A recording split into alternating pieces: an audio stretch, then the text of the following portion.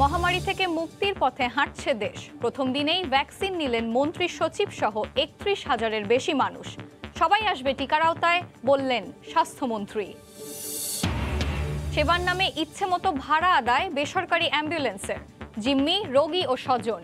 নীতিমালা না থাকায় নিয়ন্ত্রণ করা যাচ্ছে না, বলছে স্বাস্থ্য অধিদপ্তর।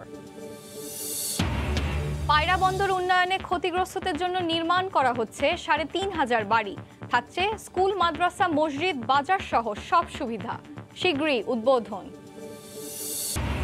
এবং ভয়াবহ তুষারঝড়ে কাবু ইউরোপের বিভিন্ন দেশ।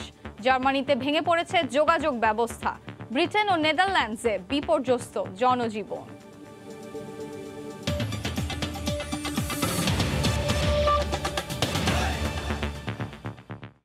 ভোরের সময়ের সঙ্গে আছি আমি এশা হোসেন।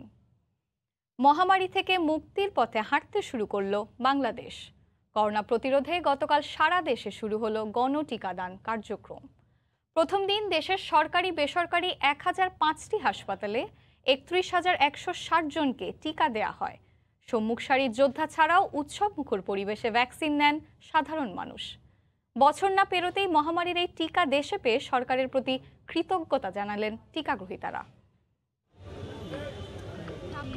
হাতে বিজয়ের প্রতীক আর চোখে মুখে তৃপ্তি, আত্মবিশ্বাস জলজল। এ যেন সোনার হরিণ হাতে পাওয়ার মতো।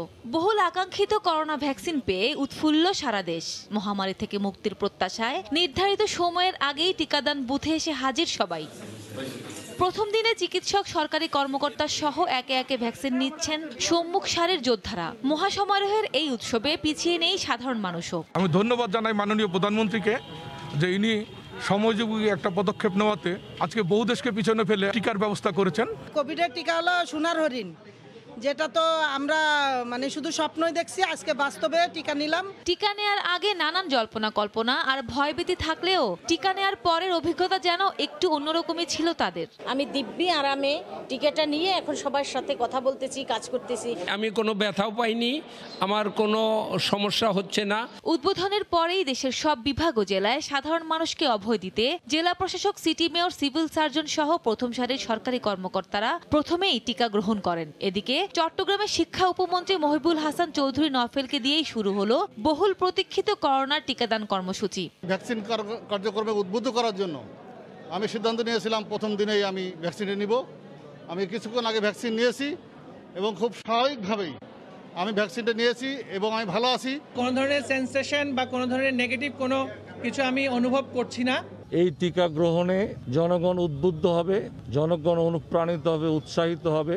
৭ ফেব্রুয়ারি থেকে পরবর্তী ১২ কর্মদিবস পর্যন্ত সকাল থেকে দুপুর অবধি সারা দেশের ১,০০৫টি হাসপাতালে একযোগে চলবে এই টিকাদান কার্যক্রম। সাদিয়া আফরিন, সময় সংবাদ। সারা দেশের মতো রাজধানীর হাসপাতালগুলোতে টিকা নিতে ভিড় করেন বিভিন্ন শ্রেণী পেশার মানুষ। গতকাল সকালে কার্যক্রমের আনুষ্ঠানিক সূচনা করে স্বাস্থ্যমন্ত্রী বলেন, বছরব্যাপী চলা এই আয়োজনে সবাইকে টিকার আওতায় আনা হবে। শনিবার সকাল 10টা নাগাদ মহাখালীর স্বাস্থ্য অধিদপ্তর থেকে ৬৪ জেলার সঙ্গে ভার্চুয়ালি যুক্ত হন স্বাস্থ্যমন্ত্রী জাহিদ মালেক। সারা দেশে ১,০০৫টি হাসপাতালে একযোগে করোনার টিকাদান কর্মসূচির উদ্বোধন করেন তিনি। পরে শেখ রাসেল গ্যাস্ট্রোলিভার হাসপাতালে গিয়ে প্রথমে নিজেই টিকা নেন। তিনি বলেন, অ্যাপ কার্যকর না হলেও ওয়েবসাইটে করা যাচ্ছে রেজিস্ট্রেশন, আর সেখানেও ঝামেলা হলে কেন্দ্রে এসেও রেজিস্ট্রেশন করা যাবে। অ্যাপ যদি সমস্যা হয়, এটা অর্থ এই নয় যে আমাদের কার্যক্রম বন্ধ হয়ে আছে। আমরা এখানে অ্যাপসের নিবন্ধন ছাড়াও আমরা টিকা দেওয়ার ব্যবস্থা রেখেছি। আমরা ম্যানুয়ালি সেটা আমরা করছে। শুরুর দিন প্রায় ৩.৫ লাখ মানুষের টিকা দেওয়ার পরিকল্পনা অধিদপ্তরের। রাজধানীর শতাধিক হাসপাতালে রেজিস্ট্রেশন করা সম্মুখ সারির যোদ্ধা সহ যারা প্রথম দফায় টিকা নেওয়ার যোগ্য তারাই নিচ্ছেন টিকা। ভয় বলে কিছু নাই, এখন রোগের প্রতিরোধ ক্ষমতা গড়ে নেওয়ার জন্য যে ব্যবস্থা আছে সেটাকে মেনে নিতে হবে। প্রতীক্ষিত ভ্যাকসিন আমরা এখন পাওয়ার ফলে এখন থেকে আমরা স্বাস্থ্যকর্মীরা আরও কনফিডেন্সের সাথে আমাদের রোগীদের সেবা দিতে পারবো। এ সময় একটি কার্ড দেয়া হচ্ছে যেখানে লেখা ৪ সপ্তাহ পরে পরবর্তী ডোজের তারিখ। এছাড়া টিকা নেওয়ার পর সবাইকে একটি নির্দিষ্ট সময় পর্যন্ত রাখা হচ্ছে পর্যবেক্ষণে। কার্ড দেখিয়ে ভ্যাকসিনটা নিলাম, মোটামুটি ১ মাস বা ২৯ দিন পরে আবার সেকেন্ড ডোজ হবে। ধীরে ধীরে সব শ্রেণী পেশার মানুষ এই প্রক্রিয়ায় যুক্ত হবেন। রাশেদ লিমন, সময় সংবাদ, ঢাকা। সারা দেশে এখনও কার্যকর হয়নি টিকা নিবন্ধন অ্যাপ। সেক্ষেত্রে নিবন্ধনের মাধ্যম কেবল ওয়েবসাইট, আর সেখানেও সুযোগ নেই সবার আবেদনের। নির্দিষ্ট 19টি ক্যাটাগরির মানুষের জন্য উন্মুক্ত রাখা হয়েছে নিবন্ধন প্রক্রিয়া। সারা দেশে গণহারে কোভিড টিকা দেওয়ার মহাযজ্ঞ শুরু হলেও এখনও সাবলীল হয়ে ওঠেনি নিবন্ধন প্রক্রিয়া। দেশের মাটিতে টিকা এসে পৌঁছানোর আগেই জানানো হয়েছিল নিবন্ধন অ্যাপ সুরক্ষা তৈরির কথা, কিন্তু রোববার সকালেও গুগল প্লে স্টোরে গিয়ে পাওয়া যায়নি সে অ্যাপ। তাই অনলাইনে নিবন্ধনের জন্য ভরসা এখন কেবল ওয়েব পেজ www.সুরক্ষা.ub.bd। ওয়েব পেজে নিবন্ধন আবেদনের ঘরে যাওয়ার পর দেখা যাবে এখানে সুযোগ রাখা হয়েছে কেবল 19 ধরনের ব্যক্তির জাতীয় পরিচয়পত্রের মাধ্যমে নিবন্ধন করার। 55 বছরের বেশি হলে যে কেউই নিবন্ধনের সুযোগ পাবেন, তবে এর কম বয়স হলে তাকে হতে হবে নির্দিষ্ট কয়েকটি শ্রেণী পেশার অন্তর্ভুক্ত। তার মধ্যে রয়েছে স্বাস্থ্য মন্ত্রণালয়ের কর্মকর্তা কর্মচারী, স্বাস্থ্যসেবা কর্মী, মুক্তিযোদ্ধা বীরঙ্গনা, সামরিক ও আইনশৃঙ্খলা বাহিনীর সদস্য, রাষ্ট্রীয় বিভিন্ন কার্যালয়ে কর্মরত ব্যক্তি, সম্মুখ সারির গণমাধ্যম কর্মী, জনপ্রতিনিধি, ব্যাংক কর্মকর্তা কর্মচারী, প্রবাসী অদক্ষ শ্রমিক, জাতীয় দলের খেলোয়াড়। এছাড়াও রয়েছেন জেলা উপজেলায় জরুরি জনসেবায় সম্পৃক্ত কর্মকর্তা কর্মচারীরা। অর্থাৎ নির্দিষ্ট এসব ক্যাটাগরির বাইরের কারণেই ওয়েব পেজে গিয়ে নিবন্ধনের সুযোগ। সেক্ষেত্রে চাইলেই কোনো শিক্ষক, বেসরকারি চাকরিজীবী, পরিবহন কর্মী, কৃষক কিংবা শ্রমিক পারবেন না নিবন্ধন করতে যদি তার বয়স 55 না হয়ে থাকে।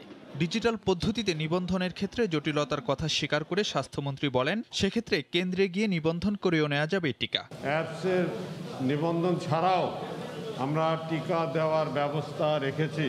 ম্যানুয়ালি সেটা আমরা করছে। প্রথম মাসে 60 লাখ টিকা দেওয়ার লক্ষ্যমাত্রা থাকলেও পরে তা 35 লাখে নামিয়ে আনা হয়। ফারুক ভিয়া, রবিন, সময় সংবাদ, ঢাকা। সেবার নামে নিজেদের ইচ্ছে মতো ভাড়া আদায় করছে বেসরকারি অ্যাম্বুলেন্স। এতে ভোগান্তিতে পড়ছেন রোগী ও তার স্বজনরা। অ্যাম্বুলেন্স মালিকরা বলছেন, ভাড়ার কোনো নীতিমালা না থাকায় নিজেদের ইচ্ছা মতো চলছেন তারা। স্বাস্থ্য অধিদপ্তর বলছে, নিয়ন্ত্রণ করা কঠিন, তবে নীতিমালার আওতায় আনার পরিকল্পনা আছে তাদের। অসুস্থ রহিমা বেগমকে রাজধানীর কল্যাণপুর থেকে ঢাকা মেডিকেল কলেজ হাসপাতালে নিয়ে আসেন স্বজনরা। কল্যাণপুর থেকে ঢাকা মেডিকেল পর্যন্ত বেসরকারি এই প্রতিষ্ঠানের অ্যাম্বুলেন্স চালক ভাড়া চান 2000 টাকা। অনেক দাম দরের পর 5-6 কিলোমিটার পথের ভাড়া ঠিক হয় 1600 টাকায়। কল্যাণপুর থেকে ঢাকা মেডিকেলে আসছি 1600 টাকা দিয়ে। বেশি হলে কি করা, কিছু করার নেই, আসতে হবে। কেউ কেউ আদায় করেন এর চেয়েও বেশি। শীতাতপ নিয়ন্ত্রণ ও অক্সিজেন সুবিধা থাকার উপর অ্যাম্বুলেন্সের মান নির্ধারণ হলেও যে কোনো অ্যাম্বুলেন্স 1 কিলোমিটার পথের জন্য আদায় করছে সর্বনিম্ন 1.5 থেকে 2000 টাকা। ঢাকার বাইরে গেলে এই ভাড়া হয়ে যায় লাগামহীন। অ্যাম্বুলেন্সের ভাড়া হলে আমরা 7000 টাকা মিটিয়েছিলাম, তখন এখানে নিয়ে আসলো কইলে আরো 2000 টাকা বেশি দেওয়া লাগবে, তখন 9000 টাকা দিয়েছে। অ্যাম্বুলেন্স ভাড়াটা খুব বেশি, মানুষের থেকে গলা কাটার মতো ভাড়া নেওয়া হয়। 1000 টাকার ভাড়া ওনারা চাই 3000 টাকা। অ্যাম্বুলেন্স চালকরাও জানেন না কিসের উপর ভিত্তি করে ভাড়া নির্ধারণ করছেন তারা। ভাড়ার চার্ট নেই, যার কারণ আপনার আমরা এখন যার থেকে যেতে পারি, কম হলেও আমাদের যেতে হয়। যে যেমনে পারে অমনি ভাড়া করে যায়, চার্টের কোনো সিস্টেম নেই। অ্যাম্বুলেন্স মালিক সমিতি বলছে, ভাড়ার কোনো নীতিমালা না থাকায় নিজেদের ইচ্ছা মতো চলেন তারা। সরকারি এবং বেসরকারি যারা আছে, অ্যাম্বুলেন্সের যারা নেতৃত্ব দেয়, যারা নেতৃবৃন্দ আছে, এদেরকে এক টেবিলে বসে একটা ভাড়া নির্ধারণ করলে সবচাইতে ভালো হতো, সুন্দর হতো। বিভিন্নভাবে ভাড়া কেউ নিতে পারতো না। অ্যাম্বুলেন্স মালিকদের নিয়ন্ত্রণ করা কঠিন জানিয়ে স্বাস্থ্য অধিদপ্তর বলছে, নীতিমালা তৈরির কথা ভাবা হচ্ছে। নীতিমালা থাকা উচিত ছিল, কিন্তু এখনো নেই। দেখি আমরা ভবিষ্যতে কিছু করতে পারি কিনা, কারণ এটা আসলে করা উচিত। চেষ্টা করবো যে কিছু করা যায় কিনা, কারণ এটা আসলে বেসরকারি একটা এদেরকে নিয়ন্ত্রণ করা আমাদের জন্য আসলে খুব চাপ। শুধু রাজধানীতেই 2500 বেসরকারি অ্যাম্বুলেন্স রয়েছে। নাজমুস সালিহি, সময় সংবাদ, ঢাকা। এগিয়ে চলছে পায়রা বন্দর উন্নয়নে ক্ষতিগ্রস্ত পরিবারের জন্য 3500 বাড়ি নির্মাণ কাজ। পটুয়াখালীর কলাপাড়া উপজেলার 5টি ইউনিয়নে 14টি প্যাকেজের আওতায় এসব স্থাপনা নির্মিত হচ্ছে। প্রত্যেক প্যাকেজে থাকছে আলাদা স্কুল, মাদ্রাসা, মসজিদ ও বাজার সহ প্রয়োজনীয় সব সুযোগ সুবিধা।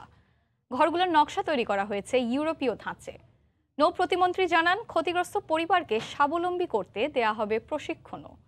পটুয়াখালী থেকে ফিরে নিজাম উদ্দিনের ছবিতে মাহমুদ রাকিবের রিপোর্ট। বাংলাদেশের তৃতীয় সমুদ্রবন্দর পায়রা পোর্ট করতে গিয়ে এই এলাকার প্রায় ৬,৫০০ একর জমি অধিগ্রহণ করতে হয়েছে সরকারকে।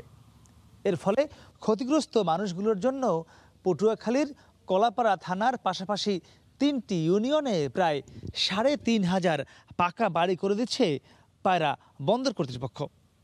অনেকটা ইউরোপের আদলে করা এসব বাড়িতে বিদ্যুৎ ও সাপ্লাই পানি সহ থাকছে সব ধরনের আধুনিক সুযোগ সুবিধা।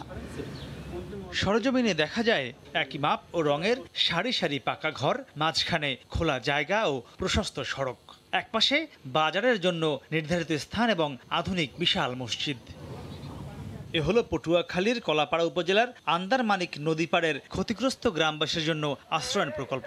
সংশ্লিষ্টরা জানান, এটি সরকারের একমাত্র প্রকল্প যেখানে বাসিন্দাদের নগদ ক্ষতিপূরণের পাশাপাশি দেয়া হচ্ছে পাকা বাড়িও। ওই কুলের জায়গা জমি ভিটা বাড়ি জানে যা ছিল আরো 5 বছর আগে আমাকে নিয়ে গেছে। আমাদের মা বাবার কবর টবর সব হারিয়ে গেছে, সব ওই সরকারের ওই জায়গার লাগে নিয়ে গেছে। অন্য এলাকায় আমরা ঘর ভাড়া থাকতে আছি, আমরা এই ঘরের আশায় আছি। এই ঘরের আশায় আমরা রয়েছি, এখন এই ঘর পাইলেই আমরা খুশি হব। প্রকল্প পরিচালক জানান, যাদের 20% বেশি জায়গা অধিগ্রহণ হয়েছে তারা 978 বর্গফুট আর এর নিচের ক্ষতিগ্রস্তরা পাবেন 885 বর্গফুট বসত ভিটা। প্রতিটা ঘরে হচ্ছে 3টা বেডরুম আছে, একটা বারান্দা আছে এবং রান্নাঘর আছে, 2টো করে ওয়াশরুম আছে। প্রতিটা ঘরের সামনে পিছনে মিলে মোট হচ্ছে এ ক্যাটাগরির জন্য 4 কাঠা এবং বি ক্যাটাগরির জন্য 3 কাঠা জমির উপরে প্রতিটা ঘর নির্মিত হচ্ছে। বাংলাদেশের অন্য যে কোনো প্রকল্পের তুলনায় অনেক উঁচু মানের কাজ এখানে হয়েছে এবং সেই নিশ্চয়তা আমরা বিধান করেছি। নৌ প্রতিমন্ত্রী জানান, চলতি বছরের মধ্যে 14টি প্যাকেজের সব ঘর প্রস্তুত হয়ে যাবে। যে জমিগুলো অধিগ্রহণ করা হয়েছে প্রত্যেকটি মানুষকেই তাদের ক্ষতিপূরণ দেওয়া হয়েছে এবং পুনর্বাসন করা হয়েছে। এটা ইতিমধ্যে সম্পন্ন হয়ে গেছে এবং অন্যান্যগুলো প্রায় 80% 90% কাজ যেটা আপনাদের সামনে উপস্থাপন করা হলো, আপনারা নিজেরাই দেখলেন যে আমাদের কাজ এগিয়ে যাচ্ছে। এই প্রকল্প বাস্তবায়নের খরচ হবে প্রায় 1046 কোটি টাকা। মাহমুদ রাকিব, সময় সংবাদ, পায়রা বন্দর, পটুয়াখালী। ডাচ বাংলা ব্যাংক গ্রাহক সেবার বাইরে গিয়ে নতুন শর্ত দিয়ে হয়রানিতে ফেলেছে প্রায় 60 লাখ পুরনো গ্রাহককে। বেশি সুবিধা দেওয়ার নামে শর্ত দেওয়া হচ্ছে অ্যাকাউন্টে ন্যূনতম 5,000 টাকা জমা রাখতে হবে, তা না হলে অ্যাকাউন্ট বন্ধের আভাস দিয়েছে ব্যাংকটি। গ্রাহকরা এতে চরম ভোগান্তিতে পড়লেও এ বিষয়ে কথা বলতে নারাজ কর্তৃপক্ষ। অর্থনীতিবিদরা বলছেন, পুরনো অ্যাকাউন্ট নয়, ব্যবসায়িক স্বার্থে নতুন নিয়ম করে নতুন অ্যাকাউন্টে দিতে পারে ব্যাংক। কাজল আব্দুল্লাহর রিপোর্ট।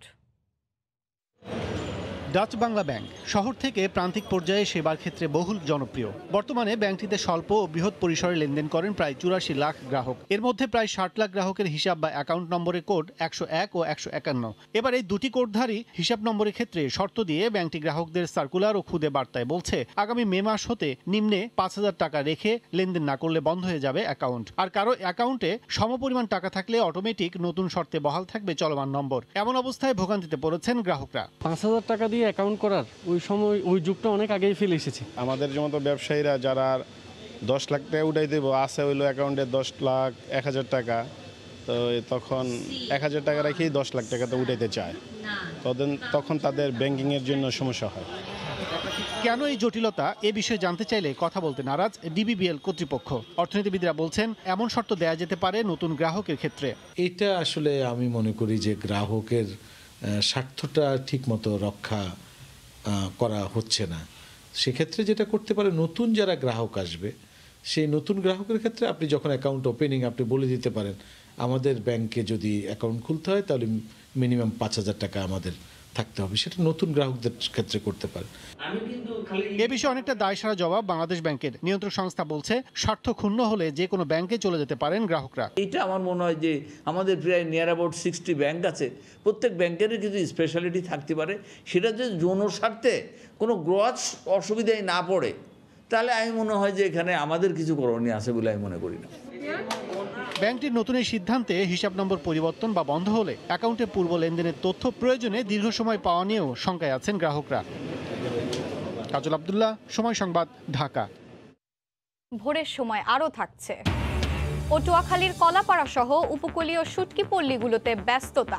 কেমিক্যাল মুক্ত হওয়ায় দেশের গণ্ডি পেরিয়ে বিদেশেও বাড়ছে কদর।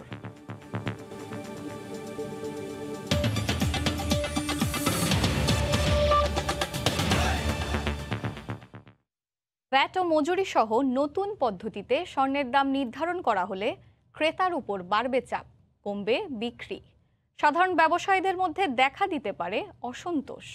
সাধারণ ব্যবসায়ীরা এমনটা মনে করলেও স্বর্ণ ব্যবসায়ীদের দাবি, এতে 1 টাকাও বাড়বে না স্বর্ণের দাম, বরং ক্রেতার উপর থেকে চাপ কমাতে ভ্যাট ও মুনাফা কমানোর উদ্যোগ সহ বিভিন্ন পদক্ষেপ নেবে সংগঠনটি। কামরুল হাসান সবুজের রিপোর্ট।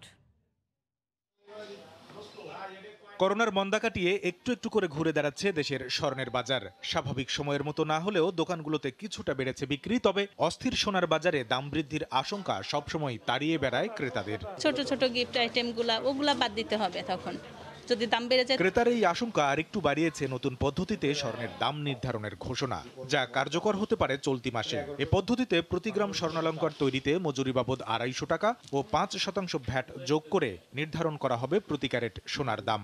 ক্রেতারা কর দিতে চান, তবে তা যেন বাড়তি চাপের কারণ না হয় সেদিকে নজর দেওয়ার তাগিদ তাদের।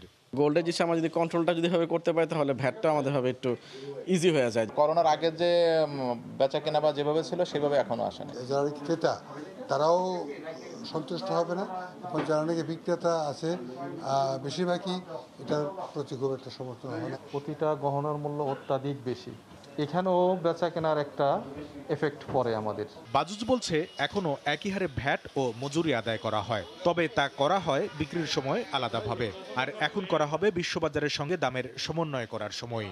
এক্ষেত্রে 5% সংযুক্ত করে যদি আমরা বিক্রয় মূল্য নির্ধারণ করি তাহলে এটা একটু উচ্চ হারে পরিণত হবে। সরকারের নিকট আমাদের আবেদন, ক্রেতা সাধারণের সুবিধার্থে, বিক্রেতার সুবিধার্থে 5%কে কমিয়ে যদি 1.5% করে দেওয়া হয় তাহলে খুব সুবিধা হবে সবার জন্য। দাম নির্ধারণে সম্প্রতি বাজুসের অতিরিক্ত সাধারণ সভায় প্রস্তাবিত এই সিদ্ধান্ত কার্যকর হলে ভ্যাট ফাঁকি দেওয়ার সুযোগও কমবে বলে মনে করে সংগঠনটি।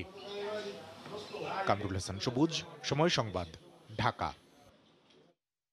ঘুষ দাবি সহ নানা রকম হয়রানির অভিযোগ উঠেছে বিমা নিয়ন্ত্রক প্রতিষ্ঠানের চেয়ারম্যানের বিরুদ্ধে।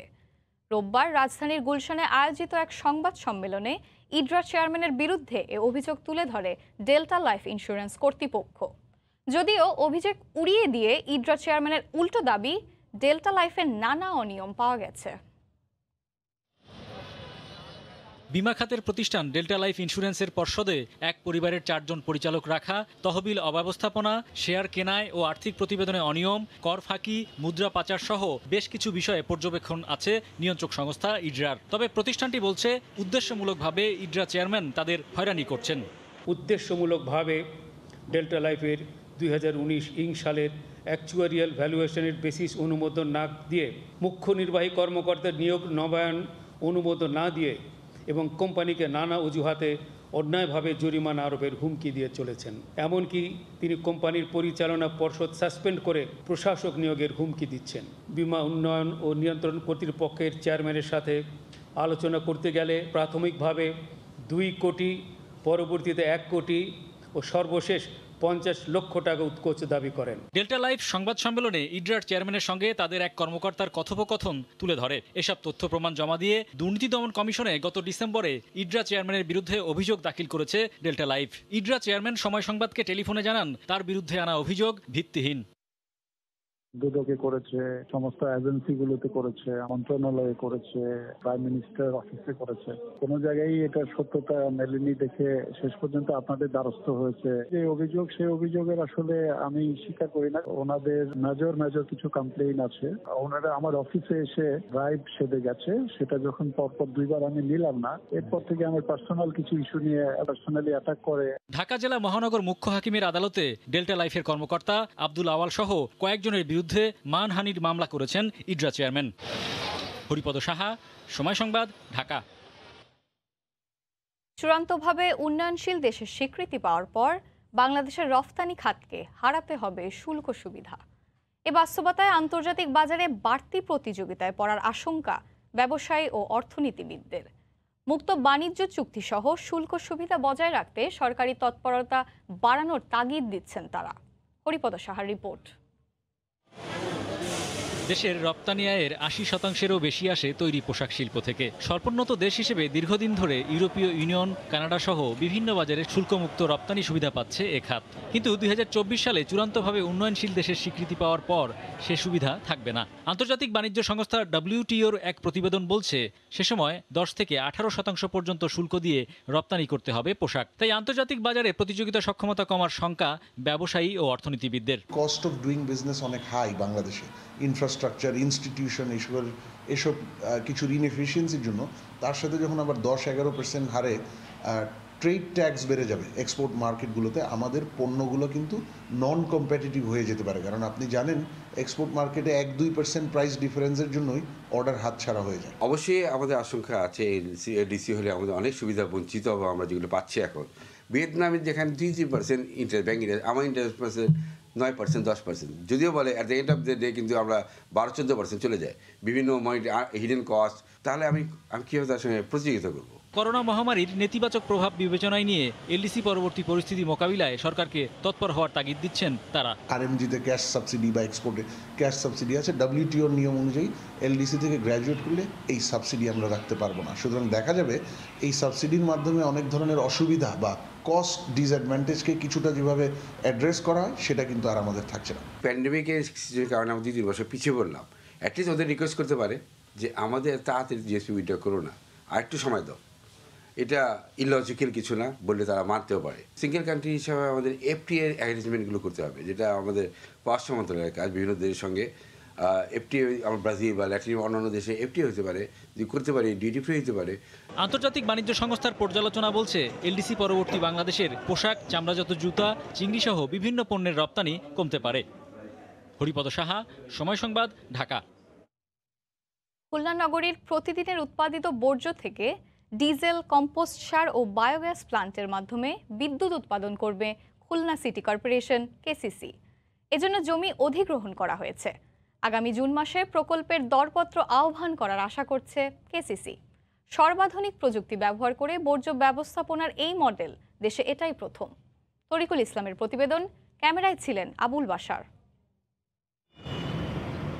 15 লাখ মানুষের খুলনা নগরীতে প্রতিদিন প্রায় 1200 মেট্রিক টন গৃহস্থলী সহ বিভিন্ন ধরনের বর্জ্য উৎপন্ন হয়। এর মধ্যে প্রায় 750 থেকে 800 মেট্রিক টন বর্জ্য সংগ্রহ করে KCC রাজবাদ ডাম্পিং গ্রাউন্ডে ফেলে। বিপুল পরিমাণ এই বর্জ্যকে শক্তিতে রূপান্তরের পরিকল্পনা নিয়ে খুলনা সিটি কর্পোরেশন কাজ শুরু করেছে। পচনশীল বর্জ্য দিয়ে কম্পোস্ট প্লান্টের মাধ্যমে প্রতিদিন 15 মেট্রিক টন জৈব সার উৎপাদন করা হবে। প্লান্টের গ্যাস দিয়ে প্রতি ঘন্টায় 300 কিলোওয়াট বিদ্যুৎ উৎপাদন করা যাবে। এছাড়া প্লাস্টিক পণ্য রিসাইক্লিং করে প্রতিদিন প্রায় 5000 লিটার ডিজেল উৎপাদন করা সম্ভব হবে। যত ওয়েস্ট এখান থেকে নিয়ে যাব সেখান থেকে কিছু ডিজেল হবে, বেশিরভাগই ডিজেল, আর বিদ্যুৎ হবে অল্প। পরিবেশবিদরা বলছেন বিশ্বের উন্নত দেশগুলোর মতো বর্জ্যকে শক্তিতে রূপান্তরিত করতে পারলে পরিবেশ দূষণ রোধ করা সম্ভব হবে। বিদ্যুৎটা আসলে আমাদের জন্য টেকসই এবং লাভজনক হবে কিনা সেটি আগে অবশ্যই প্রজেক্ট চালুর আগে সেটি যাচাই করা উচিত। অন্যদিকে সিটি মেয়র জানালেন চলতি বছরেই এই কাজ শুরু হবে। ময়লা আবর্জনা এখন তো এটার কোনো দাম নাই, কিন্তু ওই প্রজেক্ট শুরু হয়ে যাওয়ার পরে কিন্তু এটার একটা ভ্যালুয়েবল জিনিস হবে, তখন আর কেউ ফেলাবে না, সংরক্ষিত করবে, আমরা ওই যে নিয়ে যাবো। এ প্রকল্পের জন্য খুলনার দৌলতপুর শাহপুর সড়কের সলুয়া বাজারের কাছে 17 একর জমি অধিগ্রহণ করা হয়েছে। এডিবির প্রায় 55 কোটি টাকা অর্থায়নে এ প্রকল্পের নাম দেওয়া হয়েছে integrated landfield and research recovery facility Salua. Tarikul Islam, Somoy Sangbad, Khulna. Rail লাইনের উপর বাজার, ইট ঝুলিয়ে নড়বড়ে সিগন্যাল সচল রাখা, 32-এর মধ্যে 16টিতেই নেই নিরাপত্তা কর্মী ও গেট। নিত্য ঘটছে দুর্ঘটনা। সান্তাহার থেকে উত্তর পশ্চিমাঞ্চলের 70 কিলোমিটার রেলের অব্যবস্থাপনা চলছে বছরের পর বছর। রেলের ভগ্ন অবকাঠামো সংস্কার সহ শূন্য লোকবল পূরণের দাবি স্থানীয়দের। রেল সংশ্লিষ্টরা বলছেন সমস্যার সমাধানের চেষ্টা চলছে। নওগাঁ থেকে এমআর রকির রিপোর্ট। অবিশ্বাস্য হলেও সত্য, একটি রেলের সিগন্যালের নিয়ন্ত্রক ইট। দীর্ঘদিন ধরে সান্তাহার রেল জংশনের ঢাকামুখী আউটার সিগন্যালটি নষ্ট, ঊর্ধ্বতন কর্তৃপক্ষের নজরে এনেও কাজ হয়নি। তাই নিরাপত্তা নিশ্চিতে রেল কর্মচারীরাই নিজস্ব প্রযুক্তিতে কয়েকটি ইট ঝুলিয়ে সিগন্যালটিকে কার্যকর রেখেছেন। সান্তাহার নাটোর রেলপথের তারাপুর এলাকায় এ সিগন্যালের বাতির অদূরেই অরক্ষিত রেল গেট, নেই কোনো গেট ব্যারিয়ার, ফলে বিভিন্ন যানবাহন পারাপারে হর হামেশাই ঘটছে দুর্ঘটনা। গেট ব্যারিয়ার দরকার। গাড়ি আসতেছে, মুখে বলি ভাই থামেন থামেন, ভাই থামেন, ট্রেন আসতেছে, তখন অনেকে থামে, অনেকে আবার থামে না। এই যে একটা সিগন্যাল বাতি আছে, সেখানে রিট ঝুলানো আছে। একটা আধুনিক যুগে এইভাবে চলাচল করা যায় না বা চলে না। সান্তাহারের রেল লাইনের উপর চলে ক্রেতা বিক্রেতার হাক ডাকে সরব কারবার। গত 6 মাসে রেলের চাকায় প্রাণ গেছে 24 জনের। সতর্কতা না মানায় অপমৃত্যু কমানো যাচ্ছে না বলে মনে করছেন এই পুলিশ কর্মকর্তা।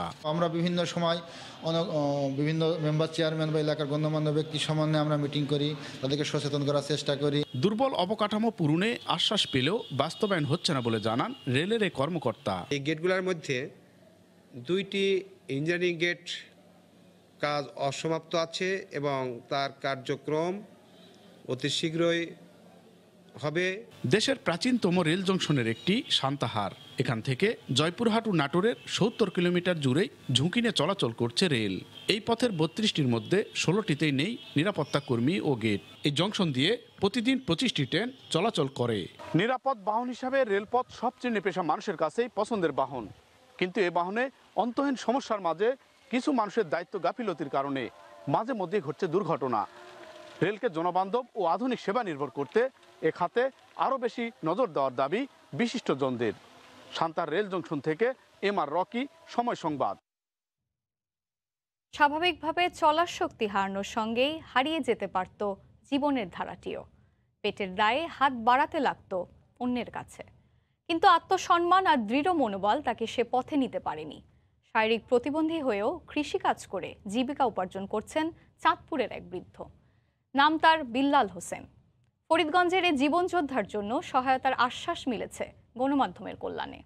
ফারুক আহমেদের তথ্য ও ছবি নিয়ে নাইমুল ইসলাম নীরবের ছবি নিয়ে রিপোর্ট।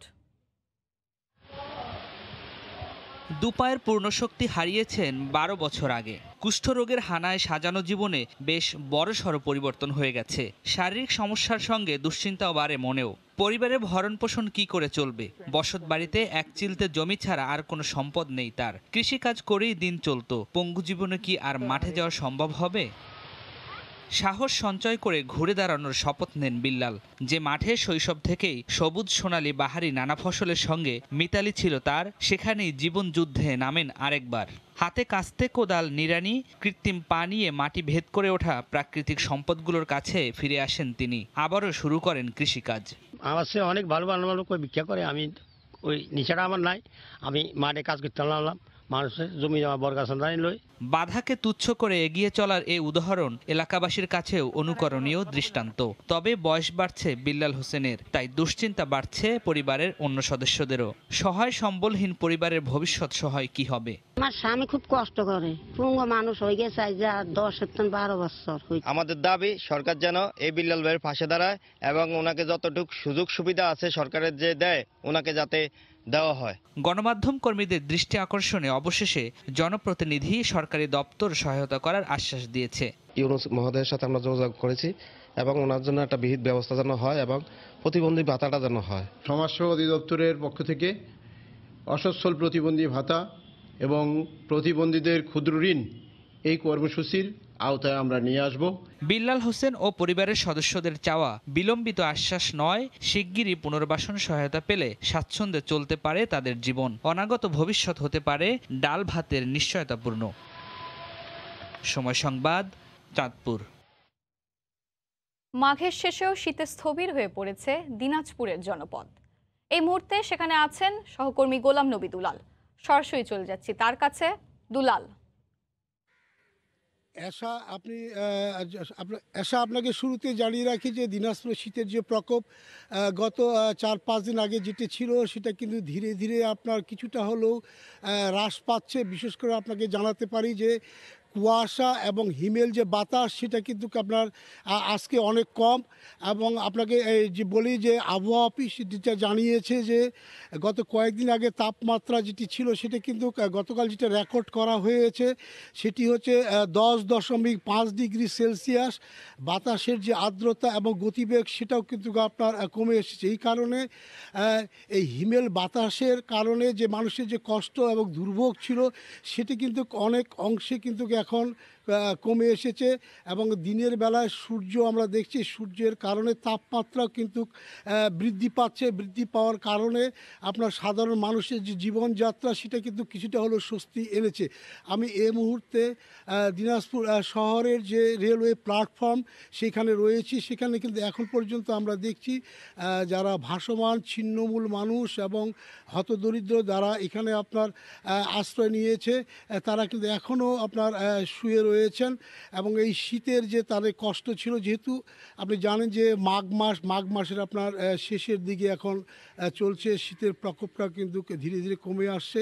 তারপরেও আপনাকে আরেকটা তথ্য জানিয়ে রাখি যে আবহাওয়া অফিস যেটা বলেছে যে আগামী 2-1 দিনের মধ্যে এই অঞ্চলের দিকে আপনার উত্তর এবং উত্তর পশ্চিম অংশ দিয়ে যে মৃদু শৈত্যপ্রবাহ সেটা কিন্তু বিরাজ করতে পারে, এই ধরনের তারা ধারণা দিয়েছেন।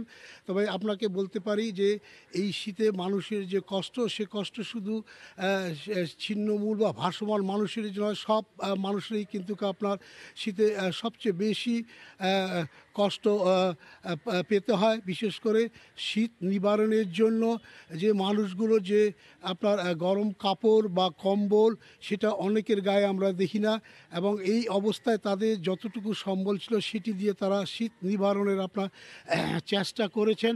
তবে আপনাকে যেটি বলতে পারি যে যেহেতু দিনাজপুর একটি বড় জেলা, এখানে 13টি উপজেলা রয়েছে এবং শুধু দিনাজপুর নয়, এই ঠাকুরগাঁও, পঞ্চগড় এই অঞ্চলে শীতের প্রকোপটা কিন্তু বরাবরই আপনার বেশি থাকে। এবং আপনাকে বলতে পারি যে গ্রামে গঞ্জে এখন আমরা আমাদের এই অঞ্চলে আপনার বোরো মৌসুম চলছে। এই বোরো মৌসুম আমরা দেখেছি যে যারা কৃষক তারা কিন্তু ভোর থেকেই কিন্তু আপনার মাঠে কাজ করার জন্য বেরিয়ে পড়েন এবং তারা এই শীতের মধ্যে কষ্টের মধ্যে কিন্তু জমিতে তারা নিড়ানি চাষাবাদ করেন এবং তারা রোপণ করছেন।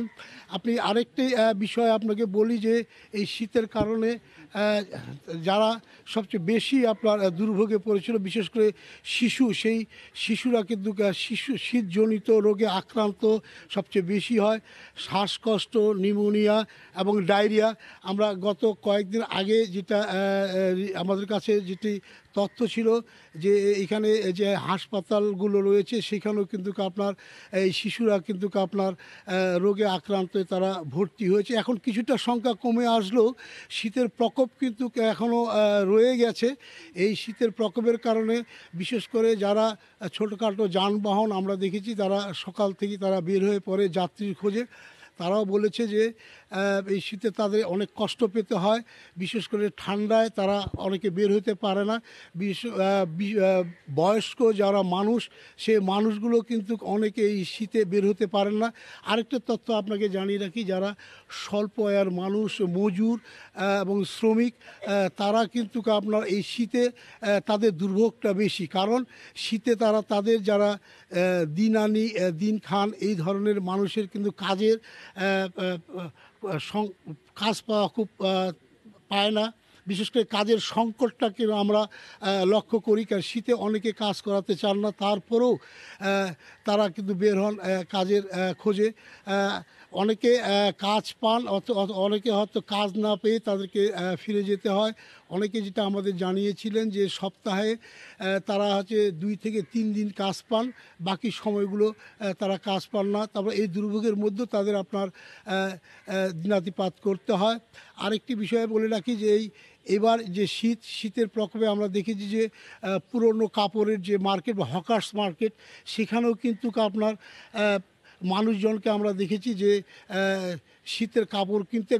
তবে গতবারে যে গরম কাপড়ের যে দাম ছিল এবারে কিন্তু অনেক বেশি আমরা লক্ষ্য করেছি। এই কারণে যে শীতের এবার যে আমদানি করোনা মহামারীর কারণে আমদানি না হওয়ার কারণে কাপড়ের যে গাইড সেই গাইডগুলোর দাম কিন্তু দ্বিগুণ হয়ে যাওয়ার কারণে অনেক বেশি দামে তাদেরকে কিনতে হয়েছে স্বল্প আয়ের মানুষের কারণে। আপনাকে আরেকটা তথ্য জানিয়ে রাখি, বিশেষ করে দিনাজপুরে এই 13 উপজেলায় এ পর্যন্ত জেলা প্রশাসন এবং বিভিন্ন স্বেচ্ছাসেবী সংগঠন, পাশাপাশি এখানকার যে স্থানীয় সাংসদ রয়েছেন ইকবালুর রহিম এমপি, তার মাধ্যমে কিন্তু অনেক শীতবস্ত্র দেওয়া হয়েছে। আমরা যেটা তথ্য জেনেছি, প্রায় 56,000 কম্বল কিন্তু আপনার এ পর্যন্ত আপনার বিতরণ করা হয়েছে, নগদ অর্থ বিতরণ করা হয়েছে। পাশাপাশি সব সংগঠনই কিন্তু আপনার এগিয়ে এসেছিলেন। তো আমার কাছে দিনাজপুরের শীতের সর্বশেষ এই ছিল আশা। তীব্র শীতে দিনাজপুরের সর্বশেষ পরিস্থিতি জানাচ্ছিলেন শহরের রেল স্টেশন এলাকা থেকে সহকর্মী গোলাম নবী দুলাল। শুটকি তৈরির জন্য সবচেয়ে উপযোগী আবহাওয়ায় কর্মব্যস্ত হয়ে উঠেছে কুয়াকাটার কলাপাড়া সহ উপকূলীয় শুটকি পল্লীগুলো। কেমিক্যাল মুক্ত হওয়ায় দেশের গণ্ডি পেরিয়ে বিদেশেও রয়েছে এসব শুটকির দারুণ কদর। সুজন দামের ছবি ও মনির হোসেন বাদলের তথ্য নিয়ে রিপোর্ট। সামুদ্রিক মাছের প্রাপ্তি সহজলভ্য হওয়ায় শুটকি তৈরিকে পেশা হিসেবে বেছে নিয়েছেন কুয়াকাটার অসংখ্য মানুষ। মাছ আহরণ থেকে শুরু করে শুটকি বাজারজাতকরণ পর্যন্ত চলে শ্রমিকদের কর্মযোগ্য। সৈকতের 0 পয়েন্ট থেকে প্রায় 5 কিলোমিটার পশ্চিমে বিস্তীর্ণ এলাকা জুড়ে শুটকি প্রক্রিয়াজাত করা হয়। সাগর থেকে আনা হয় রূপচাঁদা, ইলিশ, চিংড়ি, ছুরি, কোরাল, সুরমা, লইট্টা সহ প্রায় 25 প্রজাতির মাছ। এগুলো কোনো প্রকার ফরমালিন ও রাসায়নিক পদার্থের প্রয়োগ ছাড়াই 4 থেকে 12 দিন রোদে শুকিয়ে তৈরি করা হয় হরেক রকমের শুটকি।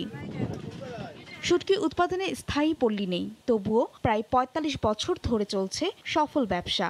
অপার সম্ভাবনা থাকা সত্ত্বেও পেশাটি মৌসুমি ব্যবসা নির্ভর। যেই পরিমাণ জায়গার দরকার শুটকি তৈরি করার জন্য, সেটা আমরা এখন বর্তমানে করতে পারতেছি না জায়গার কারণে। সরকার যদি আমাদেরকে নির্দিষ্ট একটা স্থান দিত শুটকি পল্লী করার জায়গা, তাহলে আমাদের এটা ভালো হতো। পর্যটকরা সৈকত দেখার পাশাপাশি আত্মীয় স্বজনদের জন্য কিনে নিয়ে যাচ্ছেন শুটকি। দাম আগের চাইতে একটু বেশি তুলনামূলক, তাতে কি হবে, কিন্তু শুটকিগুলো অনেক ভালো। শুটকি কিনলাম, ছুরি শুটকি, লট্টে শুটকি। এখানকার মানসম্মত শুটকি বিদেশে রপ্তানির বিষয়ে কাজ করছে মৎস্য বিভাগ। মৎস্য দপ্তরের কোয়ালিটি কন্ট্রোল শাখায় আমরা এটা অবহিত করে যেন বিদেশে রপ্তানি করা যায়, সে বিষয়ে আমি সার্বিক চেষ্টা অব্যাহত রাখব। শুটকি সংরক্ষণের ব্যবস্থা করা হলে জেলেদের পাশাপাশি সরকারের আয় বৃদ্ধি পাবে বলে মনে করেন এই মৎস্য বিশেষজ্ঞ। স্টোরেজ দরকার, যেখানে তারা শুটকি সংরক্ষণ করে ওখান থেকে সারা বছর সাপ্লাই দিতে পারবে। তো আমার মনে হয় সরকারের পক্ষ থেকে এই বিষয়ে দৃষ্টি দিলে ভালো হয়। জেলায় 6টি শুটকি পল্লী রয়েছে। এর সাথে জড়িত রয়েছেন প্রায় 20,000 জেলে। সময় সংবাদ, পটুয়াখালী। ভোরের সময় আরও থাকছে। বাংলাদেশ ও বঙ্গবন্ধুকে স্মরণ করে কাঁদলেন পশ্চিমবঙ্গের কিংবদন্তি শিল্পী সন্ধ্যা মুখোপাধ্যায়। প্রধানমন্ত্রীর উপহার তুলে দিলেন তথ্যমন্ত্রী।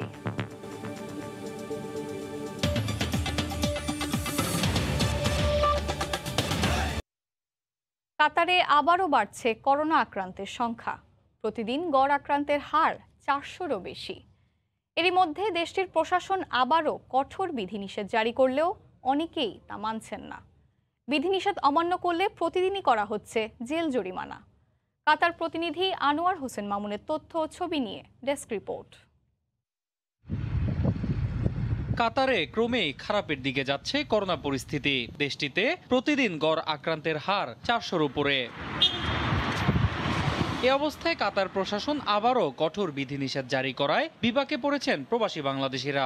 আইন না মানায় প্রতিদিনই পড়তে হচ্ছে জেল জরিমানার কবলে। শাস্তির হাত থেকে বাঁচতে তাই সবাইকে বিধিনিষেধ মেনে চলার আহ্বান প্রবাসীদের। কাতার সরকার আবার নতুন করে কিছু বিধিনিষেধ আগের মতো দিয়েছে। এখন আমাদের প্রবাসী ভাইদের উচিত সে সকল বিধিনিষেধ মেনে চলা। কাতারে করোনার দ্বিতীয় ধাপ ভয়ঙ্কর রূপ ধারণ করেছে, সুতরাং আমরা কাতার সরকারের বিধিনিষেধ এবং স্বাস্থ্য সচেতনতা মেনে চলি।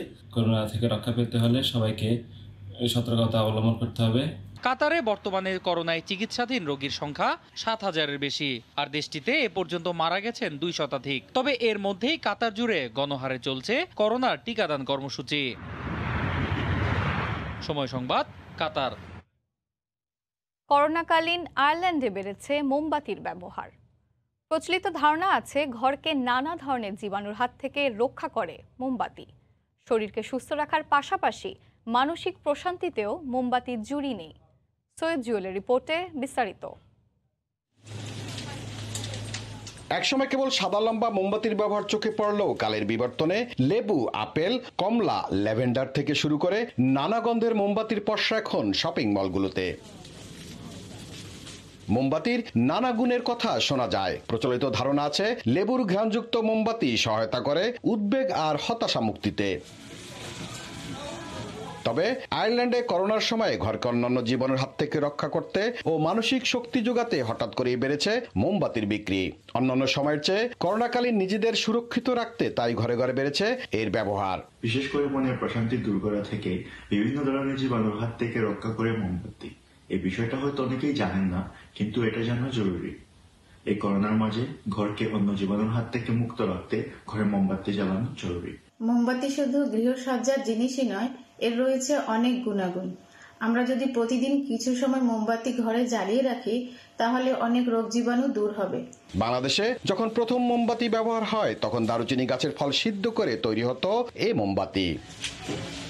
নিজে পুড়ে অন্যকে সুস্থ রাখতে মোমবাতি যে ত্যাগের পরিচয় দেয় তা থেকে মানবজাতির শিক্ষা নিয়ে ভোগ পরিত্যাগ করে ত্যাগেই যেন প্রকৃত সুখ খুঁজে, এমনটাই যেন হয় সামনের দিনগুলো। সৈয়দ জুয়েল, সময় সংবাদ, আয়ারল্যান্ড। সফলতার সাথে করোনা মোকাবিলা করে চললেও মানসিকভাবে ভালো নেই অস্ট্রেলিয়া প্রবাসী বাংলাদেশিরা। বিশেষ করে আন্তর্জাতিক শিক্ষার্থীরা পার করছে কঠিন সময়। অনেকেই পড়াশোনা শেষ করে দেশে ফিরে আসতে উদ্গ্রীব। গেল বছর মার্চ থেকে অস্ট্রেলিয়ার আন্তর্জাতিক স্বাভাবিক বর্ডার বন্ধ আছে। এ কারণে গত বছরের মার্চের পর থেকে অস্ট্রেলিয়াতে অন্তত কোনো শিক্ষার্থী নতুন করে আসতে পারেনি, তেমনি ভ্রমণ পিপাসু মানুষও অস্ট্রেলিয়াতে ঢুকতে পারেনি।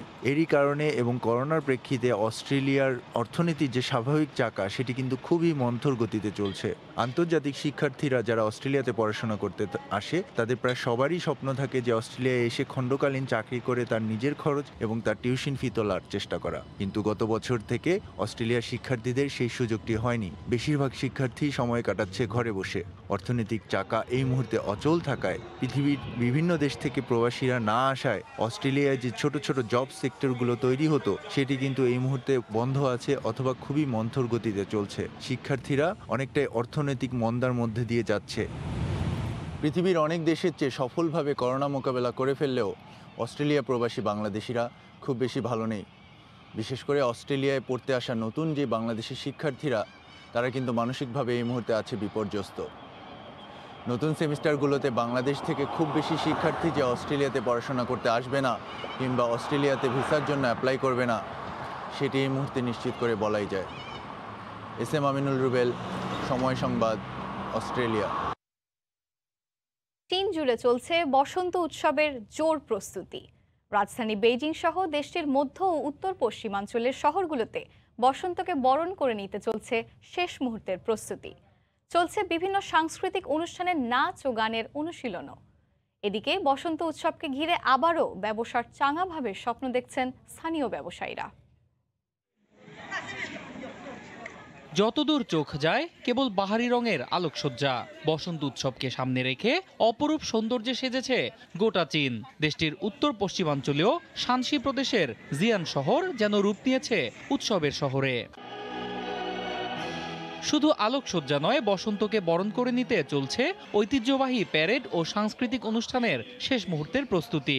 এরই মধ্যে উৎসবের রং ছড়িয়ে পড়েছে বেইজিং সহ গোটা চীনে। এদিকে বসন্ত উৎসবকে ঘিরে করোনাকালীন মন্দা দূর করে আবারও রমরমা ব্যবসার আশায় বুক বাঁধছেন স্থানীয় রেস্টুরেন্ট ব্যবসায়ীরা। নতুন করে পণ্যের পসরা সাজাতে শুরু করেছে রকমারি পণ্যের দোকানগুলোও। গেল কয়েক মাস সবাই ঘরবন্দি ছিল, পরিস্থিতি এখন অনেকটাই স্বাভাবিক। উৎসবকে ঘিরে সবাই বেশ খুশি। আশা করছি এবছর ভালো ব্যবসা হবে।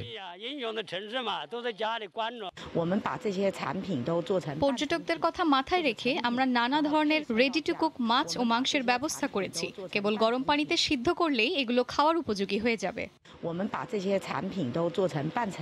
আগামী 12ই ফেব্রুয়ারি চীন জুড়ে উদযাপিত হবে বসন্ত উৎসব। অন্যয় কর্মকার, সময় সংবাদ। জার্মানির কয়েকটি অঙ্গরাজ্যের 28টি অঞ্চলে বয়ে যাচ্ছে ইতিহাসের অন্যতম ভয়াবহ তুষারঝড়। স্থানীয় সময় শনিবার রাত থেকে আর্কটিক পোলার এরিয়া থেকে আসা তুষারঝড়ে দেশটির যাতায়াত ব্যবস্থা ভেঙে পড়েছে। স্থবির হয়ে পড়েছে যানবাহন ও বিমান চলাচল। তুষারঝড়ে এ পর্যন্ত একজনের মৃত্যুর খবরও পাওয়া গেলেও আহত হয়েছেন বেশ কয়েকজন। জার্মানির বার্লিন থেকে বয়ে যাওয়া তুষারঝড়ের বিস্তারিত জানাচ্ছেন সহকর্মী বিটু বড়ুয়া। অব্যাহত তুষারপাত, সেই সঙ্গে উত্তর মেরু থেকে আসা প্রচণ্ড বাতাস, সব মিলিয়ে বিপর্যস্ত জনজীবন। তুষার ঝড়ের কারণে বন্ধ করে দেওয়া হয়েছে বার্লিন থেকে উত্তর ও মধ্য জার্মানি এবং নেদারল্যান্ডসের সঙ্গে ট্রেন চলাচল। দেশটির আবহাওয়া অধিদপ্তরের তথ্য মতে এই ঝড় বয়ে নিয়ে আসবে 20 থেকে 40 সেন্টিমিটার পর্যন্ত তুষার। তাপমাত্রা নেমে যেতে পারে -18 থেকে 19 ডিগ্রি সেলসিয়াসে। এই অবস্থায় সাধারণ মানুষকে নিরাপদ আশ্রয়ে থাকার পরামর্শ দেশটির আবহাওয়া অধিদপ্তরের। যারা প্রবাসে বসবাস করছে তাদেরকে একটা কথাই বলবো যে কোনো প্রয়োজনীয় দরকার ছাড়া কেউ যেন বাসা থেকে বের না হয়। সব মাধ্যম থেকেই আমরা ভয়াবহ এই তুষার ঝড়ের কথা জানতে পেরেছি। সেই সঙ্গে সাপ্তাহিক ছুটি হয় সবাইকে ঘরে থাকার পরামর্শ দেওয়া হলেও বিশেষ প্রয়োজন থাকায় বাইরে বের হলাম। এমন তুষারপাত বার্লিনে খুবই কমই দেখেছি, সব জায়গার অবস্থাই খারাপ। দেশটির আইন শৃঙ্খলা ও দমকল বাহিনী জানায় প্রচণ্ড তুষার ঝড়ের কারণে এ পর্যন্ত 2.5 শতাধিক গাড়ি দুর্ঘটনার কবলে পড়েছেন। চলমান পরিস্থিতিতে যে কোনো ধরনের দুর্ঘটনা এড়াতে সড়কে গাড়ি না চালানো সহ নিরাপদ আশ্রয়ে থাকার পরামর্শ দেশটির দুর্যোগ ব্যবস্থাপনা সংস্থার। শনিবার থেকে জার্মানির 28টি অঞ্চল জুড়ে শুরু হওয়া এই তুষার ঝড় থামবে আগামী সোমবারেই, কিন্তু ঠান্ডা থাকবে আগামী পুরো সপ্তাহ জুড়ে। অর্থাৎ তাপমাত্রা নেমে আসতে পারে কমপক্ষে -18 ডিগ্রি পর্যন্ত। ঠিক এই সময়টাতে শীতকালীন সকল রকমের রোগ থেকে বাঁচতে সব ধরনের আগাম প্রস্তুতি সম্পন্ন করার পরামর্শ জার্মান সাধারণ চিকিৎসকদের। জার্মানির বার্লিন থেকে বিটু বড়ুয়া, সময় সংবাদ। এদিকে ব্রিটেনের দক্ষিণ পূর্বাঞ্চলে ভারী তুষারপাতের পাশাপাশি তীব্র তুষার ঝড়ে স্থবির হয়ে পড়েছে জনজীবন। অন্যদিকে গেল 1 দশকের মধ্যে সবচেয়ে ভয়াবহ তুষারঝড়ের কবলে পড়েছে নেদারল্যান্ডসও। এছাড়া ভারতের হিমাচল প্রদেশে পরিস্থিতির আরও অবনতি হয়েছে। যতদূর চোখ যায় তুষারাচ্ছন্ন সবকিছু।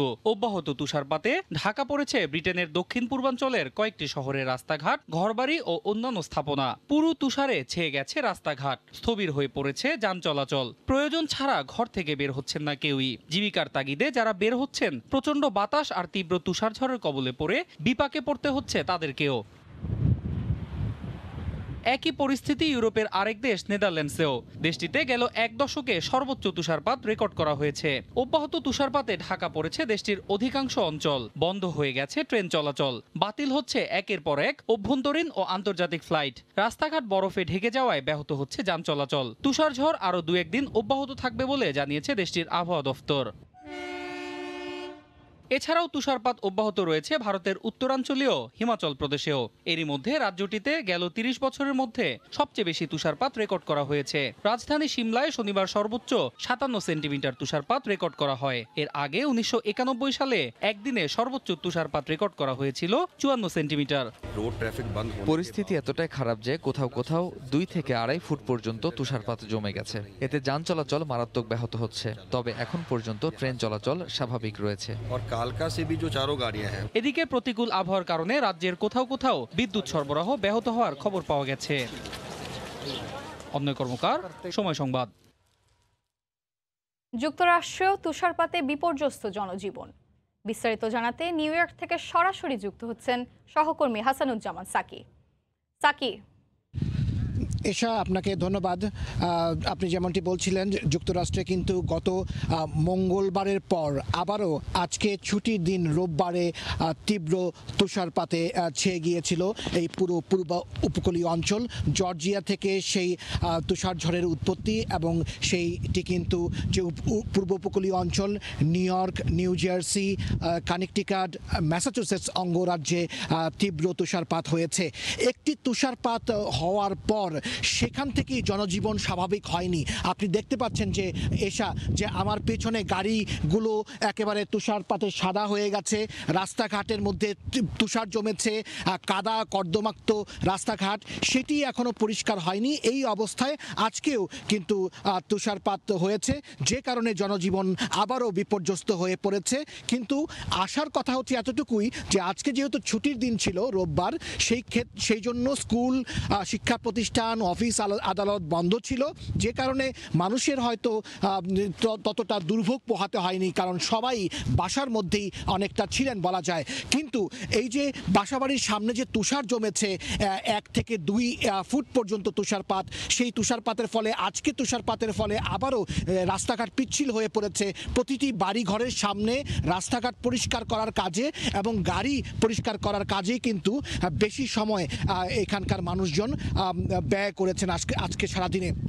এই তুষারপাত যখন হয়েছে দিনের বেলায়, তখন যে জেএফকে আন্তর্জাতিক বিমানবন্দর থেকে আন্তর্জাতিক ফ্লাইট এবং লাগোর্ডিয়া এয়ারপোর্ট থেকে যে ডোমেস্টিক অর্থাৎ যে বিভিন্ন স্টেটে অঙ্গরাজ্যে যে বিমান চলাচল হয়, সেই বিমান চলাচল কিন্তু কয়েকশো বিমান চলাচল কিন্তু বন্ধ হয়ে যায় এবং স্বাভাবিকভাবেই রাস্তাঘাটের মধ্যে দুর্ঘটনা এই তুষারপাতের ফলে বেড়েছে। অনেকগুলো দুর্ঘটনার খবর আমরা জেনেছি এবং আরও একটি দুঃসংবাদ হচ্ছে যে এই পুরো সপ্তাহটি বলা যায় যে আর মাত্র 2 দিন পরে আবার আরেকটি তুষারপাতের পূর্বাভাস দেওয়া হয়েছে এবং এই সপ্তাহের বৃহস্পতিবার থেকে পরবর্তী সপ্তাহের রবিবার পর্যন্ত, সোমবার পর্যন্ত টানা 4-5 দিন একটানা তুষারপাত হবে, সেই রকম একটি পূর্বাভাস দেওয়া হয়েছে। যদিও এখন জলবায়ু পরিবর্তনের কারণে সেই অনেকাংশেই পূর্বাভাসগুলো অনেকাংশে ঠিক হচ্ছে না। কখনো কখনো যে পূর্বাভাস দেওয়া হচ্ছে তার চেয়ে বেশি তুষারপাত হচ্ছে, কখনো কখনো যে পূর্বাভাস দেওয়া হচ্ছে যে বেশি তুষারপাত হবে, তখন হয়তো সেদিন হয়তো অল্প তুষারপাত হয়েছে। এখন পূর্বাভাসের উপরে নির্ভর করে যতটুকু বলা যাচ্ছে যে আগামী সপ্তাহে কিন্তু টানা 4-5 দিন তুষারপাত হবে, যে কারণে যুক্তরাষ্ট্রের মানুষজন এবং বাংলাদেশি যারা নিউ ইয়র্কে এবং পূর্ব উপকূলীয় অঞ্চলে যারা বসবাস করেন, তারা আগামী যে সপ্তাহ, সেই সপ্তাহটি কিভাবে তুষারপাতে মোকাবেলা করবেন, টানা 4-5 দিনের তুষারপাত মোকাবেলা করবেন, তারই প্রস্তুতি তারা এখন ঘরে ঘরে নিচ্ছেন। এইরকম একটি অবস্থায় তীব্র ঠান্ডা, আমি এখন যখন দাঁড়িয়ে আছি তখন কিন্তু 0 ডিগ্রি সেলসিয়াস তাপমাত্রার মধ্যে আমি এখন এই মুহূর্তে অবস্থান করছি। যেদিন তুষারপাত পরে সেই দিন কিন্তু ঠান্ডা কিছুটা কম থাকে, ঠান্ডা শুরু হয় তার পরের দিন থেকে। তো ধারণা করা যায় যে আগামীকালকে থেকে তুষারপাতের ফলে যে শীতের যে তীব্রতা সেটি বাড়বে এবং সেটি হয়তো -5, 10 কিংবা -15 ডিগ্রি সেলসিয়াস পর্যন্ত তাপমাত্রা চলে যাবে। এমন অবস্থায় করোনা পরিস্থিতির কিছুটা উন্নতি হয়েছে। আমি করোনা পরিস্থিতি নিয়ে আপনাকে যুক্তরাষ্ট্রের সার্বিক পরিস্থিতি এখন জানাতে চাই। যুক্তরাষ্ট্রে আজকে একদিনে 87,000-এরও বেশি মানুষ করোনায় আক্রান্ত হয়েছেন।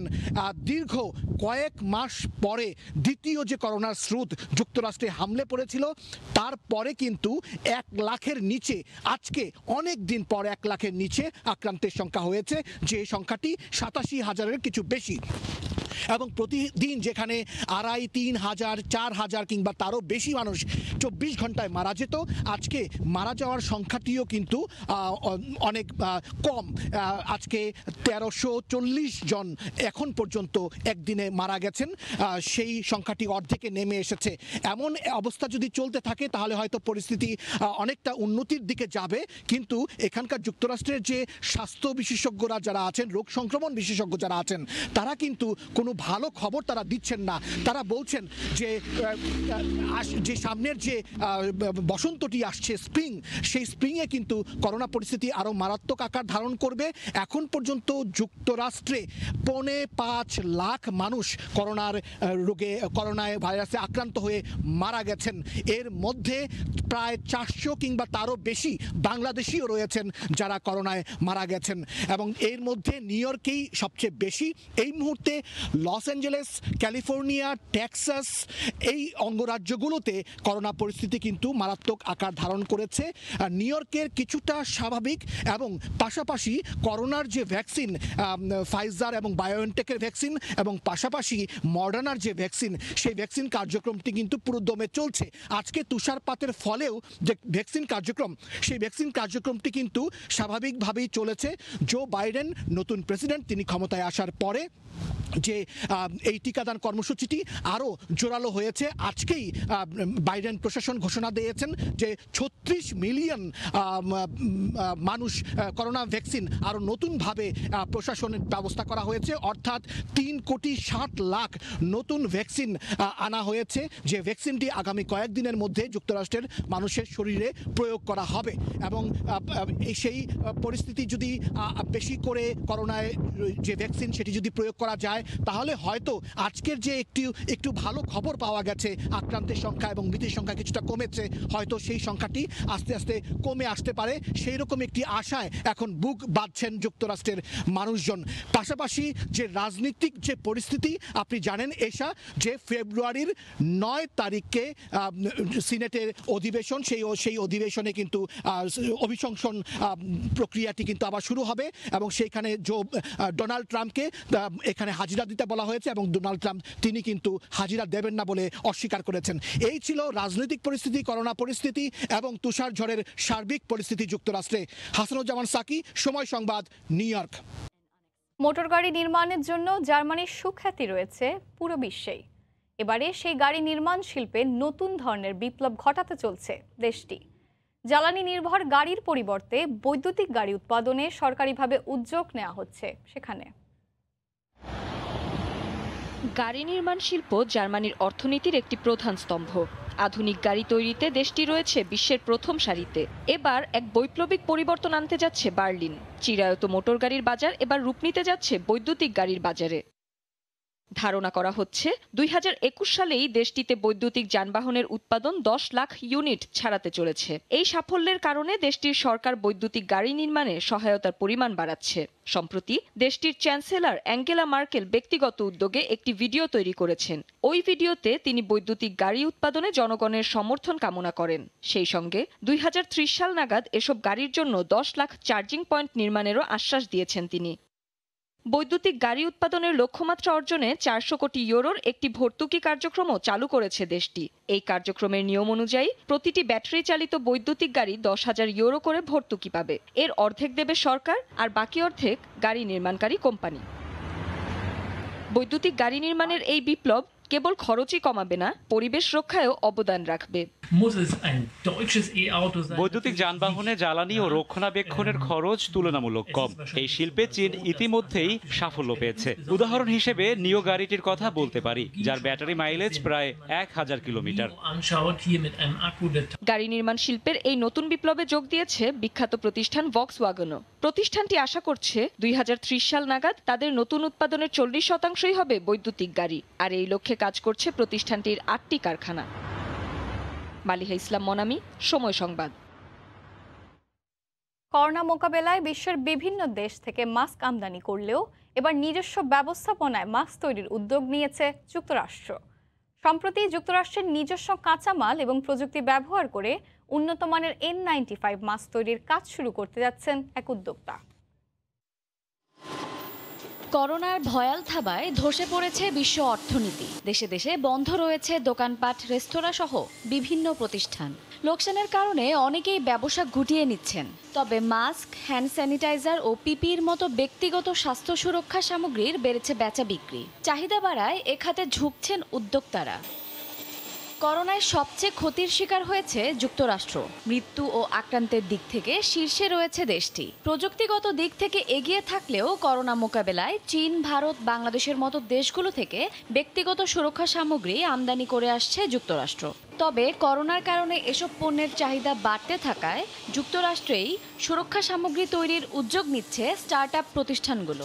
সম্প্রতি দেশটির ইউনাইটেড সেফটি টেক নামের একটি প্রতিষ্ঠান যুক্তরাষ্ট্রের নিজস্ব প্রযুক্তিতে N95 মাস্ক তৈরির কাজ শুরু করেছে। দাম তুলনামূলক বেশি হলেও পণ্যের মান ও মেড ইন আমেরিকা দেখে মার্কিনরা এই পণ্য কিনতে আগ্রহী হবে বলে মনে করে প্রতিষ্ঠানটি। মেড ইন আমেরিকা লোগো দেখেই মানুষ খুবই খুশি। খুশি হবে।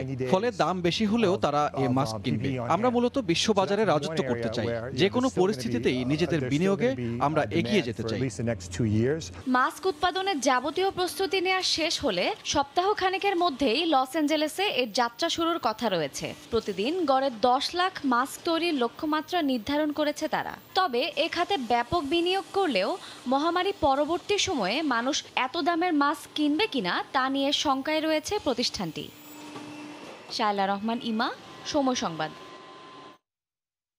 প্রাকৃতিক বিপর্যয় যেন কিছুতেই থামানো যাচ্ছে না। এর ফলে কেবল মানুষই নয়, ক্ষতির মুখে পড়ছে জীববৈচিত্র্য।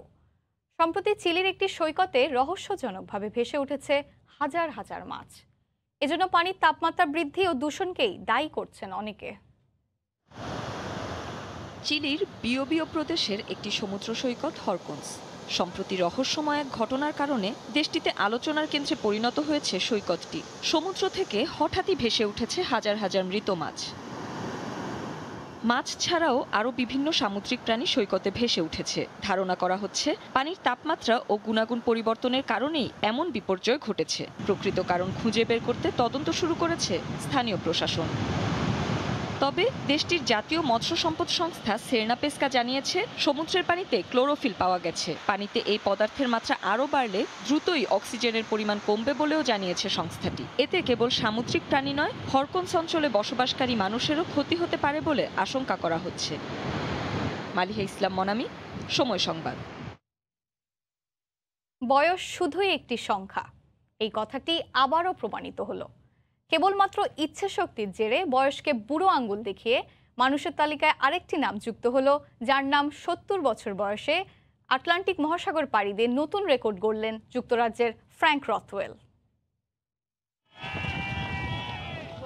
পেশায় তিনি একজন নাবিক, আর তাই হয়তো তারুণ্যের হালটাও ধরে রেখেছেন অভিজ্ঞ হাতে। বলছি 70 বছর বয়সী ফ্র্যাঙ্ক রথওয়েলের কথা। সবচেয়ে বেশি বয়সে নৌকা চালিয়ে আটলান্টিক পাড়ি দেওয়ার রেকর্ড গড়েছেন তিনি। গত বছরের ডিসেম্বরে ফ্র্যাঙ্ক রথওয়েল অংশ নেন টালিস্কার হুইস্কি আটলান্টিক চ্যালেঞ্জ 2020-এ। এই প্রতিযোগিতায় অংশগ্রহণকারীদের নৌকা চালিয়ে পাড়ি দিতে হয় আটলান্টিকের 3000 মাইল পথ। 12 ডিসেম্বর ক্যানারি দ্বীপপুঞ্জের টেনেরিফ থেকে যাত্রা শুরু করে 56 দিন 2 ঘন্টা 41 মিনিট সময় নিয়ে শনিবার অ্যান্টিগা ও বারবুডায় পৌঁছে রেকর্ডের খাতায় নাম লিখিয়েছেন রথওয়েল। আর এই পুরো যাত্রায় কোনো সহযোগী নাবিক সঙ্গে নেননি তিনি। যুক্তরাজ্য সহ অনেক এলাকায় আমি নৌকা চালিয়েছি। পুরো পৃথিবী আমি নৌকায় ঘুরেছি। আর এই আটলান্টিকে অন্তত 3-4 বার আমার ইয়ট পাল তুলেছে। উত্তর আমেরিকা আর উত্তর মেরুর 900 মাইল এলাকাও আমি নৌকায় পাড়ি দিয়েছি। তবে কেবল স্বীকৃতির জন্য আটলান্টিক জয় করেননি তিনি। যুক্তরাজ্যের আলঝেইমার গবেষণায় অবদান রাখতেই ওই প্রতিযোগিতায় অংশ নিয়েছেন। শনিবার আটলান্টিক যাত্রা শেষ করার মধ্য দিয়ে প্রায় 6.5 লাখ ইউরো তহবিল সংগ্রহ করেছেন তিনি। মোট 10 লাখ ইউরোর একটি তহবিল তিনি আলঝেইমার গবেষণায় দান করতে চান। এর আগে 2017 সালেও বয়সের বাধাকে তোয়াক্কা না করে তানজানিয়ার কিলিমাঞ্জারো পর্বত জয় করেছিলেন রথওয়েল। সে সময় তার বয়স ছিল 66 বছর। মালিহা ইসলাম মনামি, সময় সংবাদ। বঙ্গবন্ধু ও বাংলাদেশকে স্মরণ করে কাঁদলেন পশ্চিমবঙ্গের কিংবদন্তি শিল্পী সন্ধ্যা মুখোপাধ্যায়। রোববার দুপুরে সময় টেলিভিশনকে দেয়া একান্ত সাক্ষাৎকারে জানালেন, অন্তরের ডাক শুনেই গিয়েছিলেন স্বদেশ প্রত্যাবর্তন নিয়ে বঙ্গবন্ধু তুমি ফিরে এলে গানটি।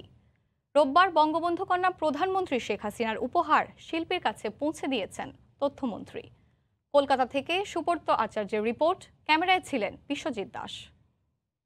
আমি শুনেছি বাংলাদেশ আমাকে এত ভালোবাসে আমাকে। আমি জানি না আমার এই ভালোবাসার আমি যোগ্যতা আছে কিনা। বাংলাদেশ ও বঙ্গবন্ধু সমর্থক। অন্তরাত্মার এমন ডাক থেকেই স্বদেশ প্রত্যাবর্তন নিয়ে গান গেয়েছিলেন বাংলার সঙ্গীত ভুবনের কিংবদন্তি শিল্পী সন্ধ্যা মুখোপাধ্যায়।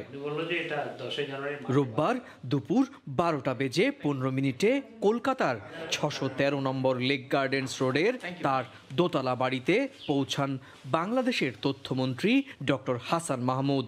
উদ্দেশ্য বাংলাদেশের প্রধানমন্ত্রী শেখ হাসিনার দেয়া উপহার পৌঁছে দেয়া।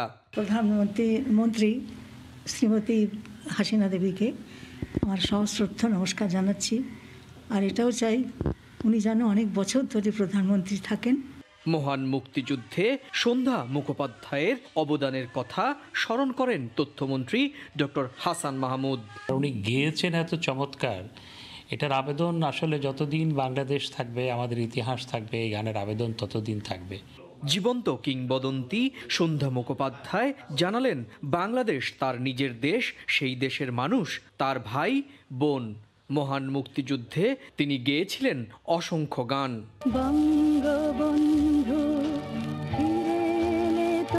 সুব্রত আচার্য, সময় সংবাদ, পশ্চিমবঙ্গ, ভারত। মুন্সিগঞ্জের টঙ্গিবাড়ি উপজেলার পাইকপাড়া ইউনিয়ন উচ্চ বিদ্যালয় মাঠে চলছে ভলিবল প্রশিক্ষণ। এতে নারী ও পুরুষ ভলিবল খেলোয়াড়রা পাশাপাশি পৃথক প্রশিক্ষণ নিচ্ছেন। প্রতিযোগিতার সামনে রেখে শক্তিশালী দল গঠনে কুয়াশার শীতের মধ্যেও চলছে অনুশীলন। বিস্তারিত নাসিরউদ্দিন উজ্জ্বলের রিপোর্টে, ছবি তুলেছেন আবু সাইদ। শীতের ভোরেই মুন্সিগঞ্জের টঙ্গিবাড়ির পাইকপাড়া মাঠ ভলিবলের সরব। নানা বয়সী নারী ও পুরুষ ভলিবল নিয়ে পৃথক অনুশীলন করছে। মাঘের কনকনে শীত বাধা হতে পারেনি, তাই পূর্ব আকাশে সূর্য উঠতেই শিশির ভেজা মাঠে এমন ব্যস্ততা। ওয়ার্ম আপ, মাঠে নেমেই গা গরম করে নেয়া, ধারাবাহিকতায় ফিটনেস ঠিক রাখতে শারীরিক কসরত, এরপর স্কিল ট্রেনিং, ক্রীড়া নৈপুণ্য প্রদর্শনে নিজেদের মেলে ধরা, আকাশে উড়ে বল প্রতিপক্ষের কোর্টে ফেলা, কবজির মোচড়ে বল ফেরত পাঠানো, বলে নিয়ন্ত্রণ নিয়েই আচমকা চাপ, প্রতিপক্ষ মোকাবিলায় ব্যর্থ, আবার হাতে বল নিয়ে প্রতিপক্ষের কোর্টে ফেলা, কৌশলী আক্রমণ আর প্রতিপক্ষের আক্রমণ প্রতিহত। বল হাতে নিয়ে গতি আনতে প্রস্তুতি। ছেলেদের পাশাপাশি মেয়েরাও কৌশল রপ্ত করছে। চেষ্টা হাতের নান্দনিক ব্যবহারে বুদ্ধিমত্তা দিয়ে এগিয়ে থাকা।